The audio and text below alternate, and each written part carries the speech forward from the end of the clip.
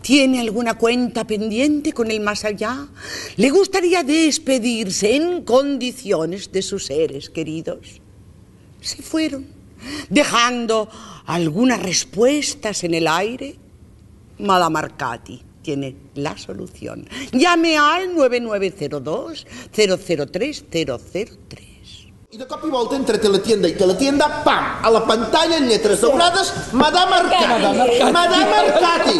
¿Tiene alguna cuenta pendiente con el más allá? Madame Arcati es su solución. Llame al 902-003-003. I jo vinc a rumiar. De què em sona a mi aquesta cara? Era veïna nostra!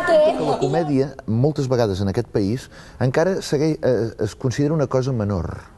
Una cosa, sent una cosa dificilíssima, una cosa que és imprescindible per atacar moltes vegades textos de complexitat. Des de Shakespeare, des de Molière, des de Chekhov, des de Beckett, des de Pinter, si no hi ha sentit de l'humor, si no hi ha sentit de la comèdia, no vol dir això fer riure, però ironia, distància, sentit de la comèdia, si no hi ha tot això, no funcionen. Un portis actor, Que maco, perfecció, d'haver-se molestat a venir fins aquí. Em temo que he arribat una mica tard, però és que se m'ha punxat. El doctor Garriga, el facultativo de las manos de oro. És que és una dona molt boja, val? Que està ficada, que té un programa de Telefuturo, d'aquests de televidència, i ella es munta el personatge.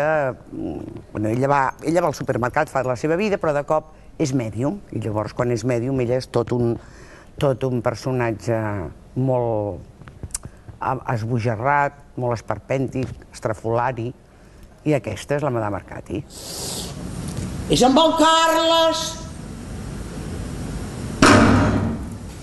Ets el cosí de Carles que treballava a Hacienda? És vostè la senyora Coloma?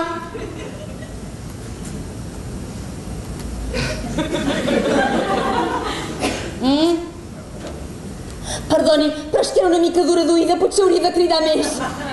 L'Edith és la germana del Carles, que està passant uns dies a casa com a convidada per disfrutar una mica d'aquesta sessió d'espiritisme i que queda atrapada també en aquests dies per tot el que són els aconteixements aquests paranormal. És una solterona obsessa per la neteja.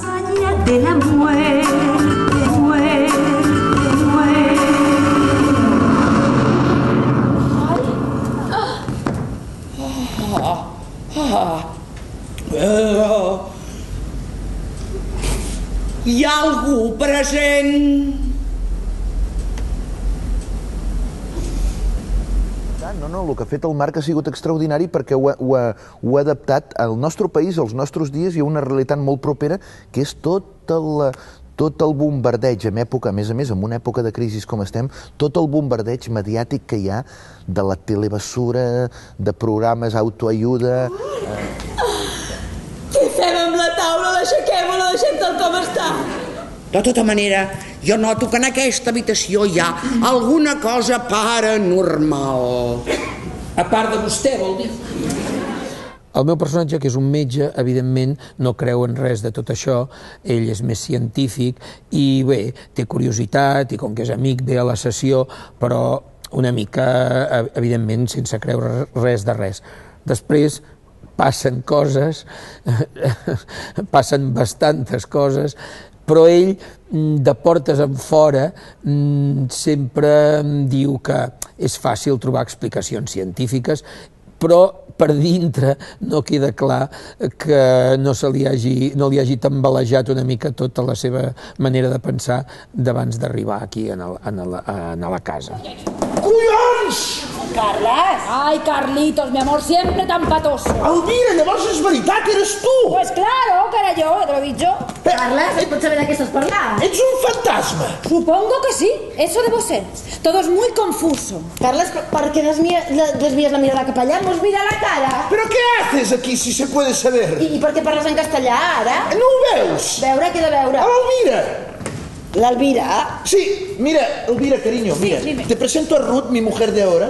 Ruth, et presento l'Elvira, mi mujer de entonces. En principi és una tia així com molt entusiasta i que vol fer les coses bé i aparentment tranquil·la, però mica en mica es va veient que en realitat reté molt per una qüestió de no perdre les formes, no?, una mica, i quan realment es veu en una situació que la compromet molt, doncs acaba explotant, evidentment.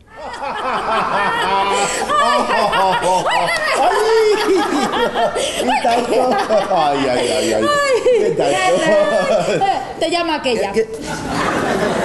Digues, amor. Y ya saben